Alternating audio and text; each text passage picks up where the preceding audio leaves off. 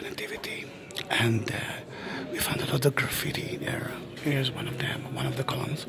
But on the columns, you can find, at least at the top part, some painting of ancient holy people and very important people from the Crusader time.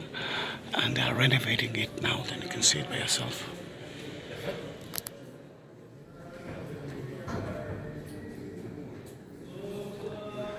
It's amazing to see it. If you'll go to my videos of the Nativity Church, let's say from 2010 and before that, you can see the columns. It was so black you couldn't see a thing.